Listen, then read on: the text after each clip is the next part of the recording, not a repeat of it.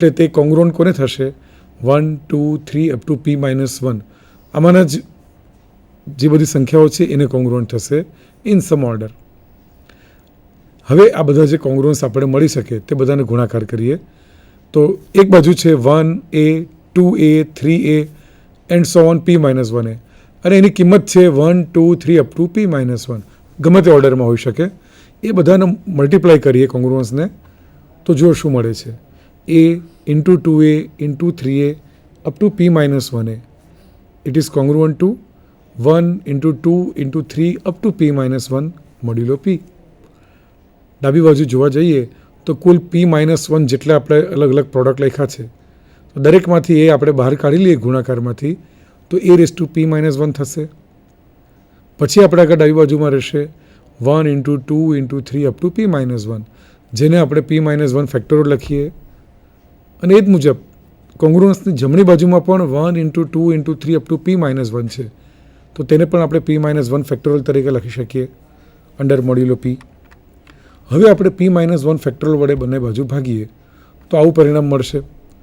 a raise to p-1 is congruent to 1 modulo p upon GCD of p, p-1 factorial. અને આ પરિણામ આપણે ગયા અઠવાડિયે જોયું જ છે તો તેનો ઉપયોગ કર્યો છે. But p does not divide p-1 factorial. p કદી પણ એનાથી પહેલાંના નંબરના ગુણાકારને ડિવાઈડ ન જ કરે કેમ કે p પ્રાઇમ છે. એટલે p અને p-1 ફેક્ટોરિયલનો GCD લેવા જઈએ તે તો હંમેશા 1 થશે. એટલે આ કિંમત 1 આપણે પહેલી લાઈનમાં મૂકી દઈએ તો આપણે મળે છે a raise to p-1 is congruent to 1 mod p કે જે પરિણામ આપણે સાબિત કરવું હતું. એટલે આ સાથે ફરમાસ લિટલ થિયરમ સાબિત થઈ છે. તેના પરથી આપણે કોરોલરી તારવી શકીએ બહુ સહેલાઈથી કે if p is prime then a raise to p is congruent to a modulo p. અને આમ તો એની સાબિતી બહુ જ સરળ છે કે જો બંને બાજુ આપણે વિચારીએ ફરમાસ લિટલ થિયરમને એ વડે આપણે ગુણીએ તો a raise to p congruent to a modulo p મળી જાય. જો p એને ડિવાઈડ કરે તો બંને બાજુ શૂન્ય આવે અને જો p એને ડિવાઈડ ન કરે તો આપણે ફરમાસ લિટલ થિયરમને બંને બાજુ એ વડે ગુણતા આ પરિણામ તરત મળે છે. એટલે આવી સહેલાઈથી આ કોરોલરીની સાબિતી આપણે આપી શકીએ છીએ. હવે આપણે વિચારીએ કે ફરમાસ થિયરમનું જે કોન્વર્સ છે એ સાચું છે કે નહીં. તો અહીંયા બતાવ્યું છે કે converse of Fermat's theorem may not be true, એટલે સાચું ન પણ હોઈ શકે. અને એનું કારણ જુઓ, આ એક ઉદાહરણથી બતાવ્યું છે કે if V consider a equal to 2 and p equal to 341 in Fermat's theorem, then it is clear that p does not divide a. અને જો p divides a ન હોય તો ફરમાસ થિયરમ પ્રમાણે શું હોવું જોઈએ? a raise to p-1 congruent to 1 mod p થવું જ જોઈએ. તે આપણે કિંમત મૂકી દઈએ a અને p ની તો આપણે જોઈએ કે 2 raise to 340 is congruent to 1 mod 341 આવે છે. અને એવું આપણે બતાવી શકીએ કે આ જે પરિણામ છે ઇટ ઇઝ ટ્રુ, આ પરિણામ સાચું છે. પણ p ઇક્વલ ટુ 341 એ પ્રાઇમ નથી કેમ કે 341 એટલે ઇટ ઇઝ 11 ઇન્ટુ 31. જો ફરમાસ થિયરમનું કન્વર્સ સાચું હોત તો પછી p પ્રાઇમ જ હોવો જોઈએ, જ્યારે અહીંયા p પ્રાઇમ નથી. Hence converse of Fermat's theorem may not be true. આપણે પર્પઝ છે પ્રાઇમ્સને લોકેટ કરવાનો. ફરમાસ થિયરમના ઉપયોગથી પણ આપણે પ્રાઇમ્સને લોકેટ કરી શકીએ છીએ. તો તે આપણે હમણાં જોયું અને પડદા પર તમે જોઈ શકો છો. ફરમાસ થિયરમ એવું કીધું છે કે if p is a prime and p does not divide a then a raise to p-1 is congruent to 1 mod p. આનું જ કોન્ટ્રા પોઝિટિવ એટલે રિવર્સમાં વિચારીએ. That means if a raise to p-1 is not congruent to 1 mod p then p is not a prime.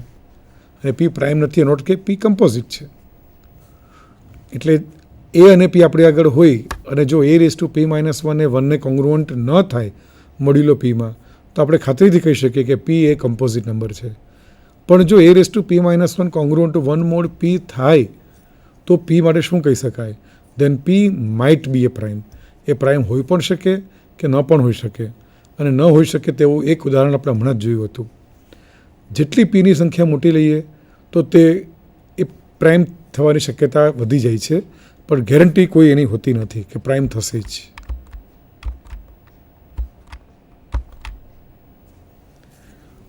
Primes નંબરની વાત કરીએ ત્યારે બીજું એક સુંદર પરિણામ છે Wilson's theorem. So if p is a prime then p minus 1 factorial is always congruent to minus 1 modulo p. અને આ પરિણામ પણ આપણે ગણિતીય અનુમાનના સિદ્ધાંત એટલે કે ધ પ્રિન્સિપલ ઓફ મેથેમેટિકલ ઇન્ડક્શનથી જ પ્રૂવ કરીશું. For p equal to 2, the result is 1 factorial is congruent to minus 1 mod 2. And this is true. એ આપણે જાણીએ છીએ આ કોંગ્રુઅન્સની વ્યાખ્યા પરથી. If we take p equal to 3, then the result is 3 minus 1 એટલે કે 2 factorial is congruent to minus 1 mod 3.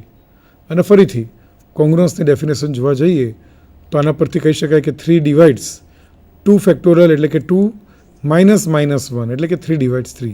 This is also true. એટલે p equal to 2 અને 3 માટે તો પરિણામ સાચું જ છે. So we assume that p is greater than 3.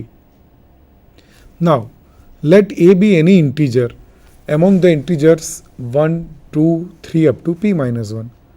ધારો કે આ બધા ઇન્ટીજર્સ માને એક ઇન્ટીજર a છે. So by theory of linear congruence, we can say that ax congruent to 1 mod p has a unique solution. Last time આપણે આ જોયું જ હતું, લિનિયર કોંગ્રુઅન્સની વાત કરી જ હતી ગયા અઠવાડિયે. તો તેના પ્રમાણે જરા ધ્યાનથી જુઓ, એ અને પીનો જીસીડી 1 છે અને એ 1 એ પેલું જે 1 દેખાય છે કોંગ્રુઅન્ટના ચિહ્ન પછી એને ડિવાઈડ કરે છે, એટલે આને સોલ્યુશન મળે જ અને એક જ સોલ્યુશન મળે એવું કહી શકીએ.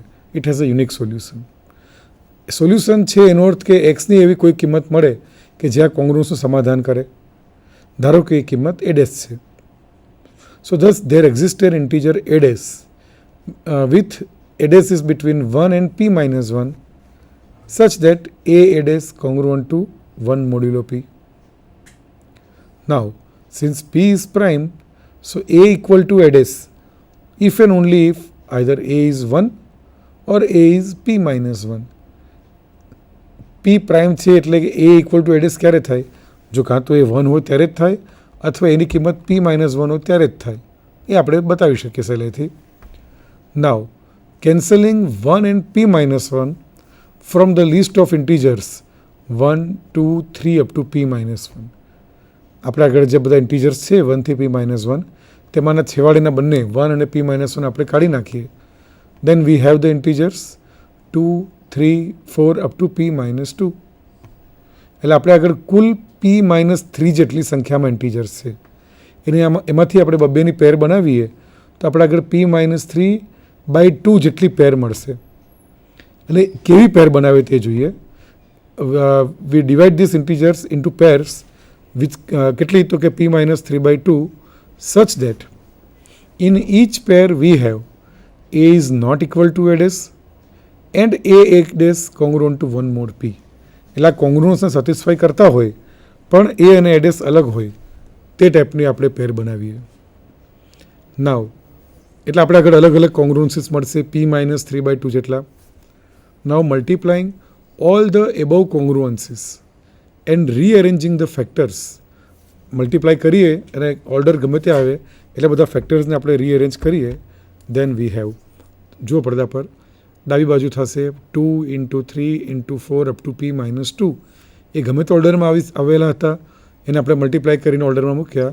દરેકને જમણી બાજુ તો 1 જ હતો એટલે it is congruent to 1 mod p. ડાબી બાજુનો ગુણાકાર p minus 2 ફેક્ટોરિયલ થાય છે. હવે બંને બાજુ p minus 1 વડે ગુણીએ એટલે p minus 1 into p minus 2 factorial is congruent to p minus 1 into 1 modulo p. So this is p minus 1 factorial is congruent to p minus 1 mod p. અને p minus 1 જે જમણી બાજુ છે એ મોડ્યુલો p માં એની કિંમત -1 લખી શકીએ. So hence p minus 1 factorial it is congruent to -1 mod p. એટલે આમ વિલ્સને આપેલું બહુ સુંદર પરિણામ સાબિત થયું. એટલે ફરીથી આના દ્વારા પણ આપણે પ્રાઇમ્સને લોકેટ કરી શકીએ છીએ વિલ્સન થિયરમ દ્વારા જ. અને આપણે જોઈએ પડદા પર કે Wilson theorem says that if p is a prime, then p minus 1 factorial congruent to -1 mod p. And also converse of this theorem is true. એનો અર્થ એવો થયો કે if n is some integer such that n minus 1 factorial is congruent to -1 mod n એટલે કે જે Wilson થિયરમની જે condition satisfy કરે છે, then n is a prime. એટલે કોઈ પણ સંખ્યા n પ્રાઇમ છે કે નહીં એ ચેક કરવા માટેની આ પણ એક ટેકનિક આપણને મળે છે, અને એક સચોટ ટેકનિક મળે છે. હા, વાસ્તવિકતામાં એ ટેકનિક કેટલી ફ્રૂટફુલ છે તે અલગ વાત છે, કેમ કે અહીંયા આપણે ફેક્ટોરિયલ સાથે કામ કરવાનું છે. હવે આપણે મર્સિન નંબર્સ વિશેની વાત કરીએ. મર્સિન નામનો એક ગણિતશાસ્ત્રી તે 1588થી 1648ની સાલમાં થઈ ગયો. એણે એવું ક્લેમ કર્યું હતું કે 2p-1 is always a prime for p equal to 2, 3, 5, 7 અને એને જે લિસ્ટ આપ્યું હતું અને એમાં છેલ્લું એમને 257 કીધું હતું કે p એટલે પ્રાઇમ નંબર્સ આ લઈએ લિસ્ટ પ્રમાણે તો 2p-1 પણ પ્રાઇમ થાય. And for no other numbers in this range, એટલે 1થી શરૂ કરીને 257 વચ્ચેના બીજા કોઈ પ્રાઇમ નંબર માટે 2p-1 પ્રાઇમ થતું નથી, એવું એ મર્સિને બતાવ્યું હતું.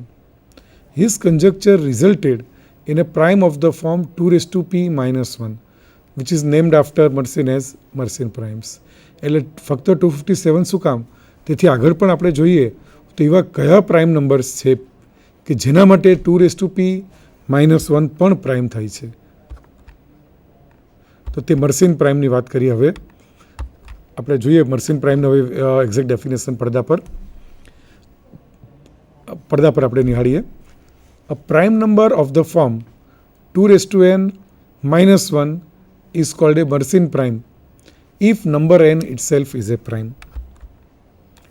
ફોર એક્ઝામ્પલ આપણે જોઈએ, આપણે n equal to 2 prime number છે, એના માટે 2n-1 3 મળે છે, એટલે 3 મર્સિન પ્રાઇમ છે. આ મર્સિન પ્રાઇમને બીજી એક સંખ્યા સાથે ડાયરેક્ટ સંબંધ છે, પરફેક્ટ નંબર સાથે, તો તેના વિશે વાત કરીએ. Perfect number is a number which is equal to sum of its divisors અથવા તો factors. And for example 6, 28, 496, 8128 and so on. આ બધા નંબર પરફેક્ટ નંબર્સ છે. તમે જુઓ પડદા પર કે 6 પરફેક્ટ નંબર શું કામ છે, તો 6ના ડિવાઇઝર આપણે લેવા જઈએ જે 6થી નાના હોય, એટલે કે 1, 2 અને 3, તેનો સરવાળો 6 થાય છે. એ રીતે 28ના ડિવાઇઝર લઈએ તો 1, 2, 4, 7, 14 અને 28 થાય. આપણે 28થી નાના લેવાના છે, એટલે 1 + 2 + 4 + 7 + 14 કરીએ તો 28 મળી જાય છે. એ રીતે જે પડદા પરના બીજા નંબર્સ છે 496, 8128, એ બધા માટે પણ આવું ચેક કરી શકીએ છીએ. એટલે આ બધી સંખ્યાઓને પરફેક્ટ નંબર કહેવાય. અને પરફેક્ટ નંબર વિશેની માહિતી ગ્રીક ગણિતશાસ્ત્રીઓને પણ હતી. એટલે 500 BCની સાલની વાત છે, એટલે લગભગ 2600 વર્ષ પહેલાં આ માહિતી, પરફેક્ટ નંબર વિશેની માહિતી ગ્રીક ગણિતશાસ્ત્રીઓ જાણતા હતા. અને આ ફક્ત 4 જ નંબર વિશેની માહિતી ગ્રીક ગણિતશાસ્ત્રીઓ જાણતા હતા. ત્યારબાદ તો પરફેક્ટ નંબર વિશે ઘણી વાતો થઈ, ઘણી શોધખોળ થઈ. યુક્લિડે એક જનરલ ફોર્મ્યુલા આપી ઇવન પરફેક્ટ નંબર માટે, કે જો પરફેક્ટ નંબર ઇવન હોય તો એના માટેની ફોર્મ્યુલા તેને આ મુજબ આપી હતી: 2n-1 into 2n-1. It is a perfect number. આ પરફેક્ટ નંબર ક્યારે થાય? વેન એવર 2n-1 એટલે ઉપરના ગુણાકારમાં જે બીજો ફેક્ટર છે, ઓડ ફેક્ટર, તે ઇટ ઇઝ અ મર્સેન પ્રાઇમ. આ 2n-1 પ્રકારનો પ્રાઇમ મર્સેન પ્રાઇમ આપણને ખબર છે. એટલે મર્સેન પ્રાઇમને 2n-1 વડે ગુણીએ તો આપણે પરફેક્ટ નંબર મળી શકે, તેવું યુક્લિડે બતાવ્યું હતું. ઓકે, ફોર એક્ઝામ્પલ, જો n ઇક્વલ ટુ 2, 3, 5 અને 7 લઈએ, પ્રાઇમ નંબર્સ છે, તો આપણે પરફેક્ટ નંબર જે શરૂઆતના 4 છે તે મળી જાય છે: 6, 28, 496 અને 8128. જો પાંચમું પરફેક્ટ નંબર લેવા જઈએ તો n ઇક્વલ ટુ 13 માટે મળે છે, અને આપણે જોઈ શકીએ કે ઘણી મોટી સંખ્યા છે: 33550336. અને આમાં વચ્ચે આપણે n ઇક્વલ ટુ 11ની વાત નથી કરી, કેમ કે 2n-1 it is not a prime number. કેમ કે 2n એટલે 2048, એમાંથી એક બાદ કરીએ 2047 થાય, એના તો ફેક્ટર પડે છે 23 × 89, એટલે આ પ્રાઇમ નંબર જ નથી. તો એના પરથી પરફેક્ટ નંબર મેળવવાનો કોઈ સવાલ આવતો જ નથી. અને આ 2n-1ની જે વાત કરી તો તેના ફેક્ટર 11ની પહેલાંના બધા ફેક્ટર વિશે વાત કરી છે. એટલે 2(1-1)ની કિંમત, 2(2-1)ની કિંમત એ બધું બતાવ્યું છે.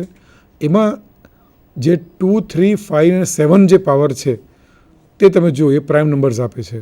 2(2-1) એટલે 3, 2(3-1) એટલે 7, 2(5-1) એટલે 31 અને 2(7-1) એટલે 127. એટલે આ પ્રાઇમ નંબર્સ આપે છે. બાકીના કેસમાં પ્રાઇમ નંબર્સ મળતા નથી. એટલે n is a prime when 2(n-1) is a prime. એ આપણે જોઈ શકીએ છીએ. અને હવે આપણે આ પરફેક્ટ નંબર વિશેના જે પરિણામ છે તે આપણે સાબિતી જોઈએ કે 2(n-1) into 2(n-1) it is a perfect number whenever 2(n-1) is prime. આપણે જોઈએ, આપણે કુલ ડિવાઇઝર્સ, કુલ ફેક્ટર્સનો આપણે સરવાળો કરવાનો છે. એટલે આપણે ફેક્ટર્સ બધા લઈએ. ફેક્ટર્સનો સરવાળો જો લેવા જઈએ તો પડદામાં બતાવ્યું છે આપણી સમક્ષ કે પહેલાં તો બધા જ પ્રાઇમ જોઈએ છે, પ્રાઇમ ડિવાઇઝર્સ, બધા જ ડિવાઇઝર્સ. એટલે આપણે પહેલાં 2(n-1) પકડીએ તો તેના બધા ડિવાઇઝર કયા? તો 1, 2, 3, 4 અપ ટુ 2(n-1) બધા જ આવે. તો પહેલા બ્રેકેટમાં એ બધાનો સરવાળો કર્યો છે રિવર્સ ઓર્ડરમાં, પ્લસ બીજા બ્રેકેટમાં હવે પહેલાં 2(n-1) છે તેના બધા ડિવાઇઝરની વાત કરી છે અને તે લખેલું છે કે 1 ટાઈમ્સ 2(n-1), 2 ટાઈમ્સ 2(n-1), એ રીતે બધું આવે, બધા ફેક્ટર્સ. એટલે ત્યારબાદ આપણે જે પહેલા બ્રેકેટ છે તેનો કિંમત જો આ નીચે ફોર્મ્યુલા આપણે દેખાય છે 2ab-1ના ફેક્ટર પાડીએ છીએ, એનો ઉપયોગ કરીને આપણે મેળવીએ તો પહેલા બ્રેકેટની કિંમત આવે છે 2(n-1) અને સેકન્ડ બ્રેકેટની અંદર જે બધા ઘણા બધા ફેક્ટર્સ છે તેની કિંમત આવે છે 2(n-1) -1. હવે આમાંથી આપણે 2(n) અને -1 એવું કોમન કાઢી લઈએ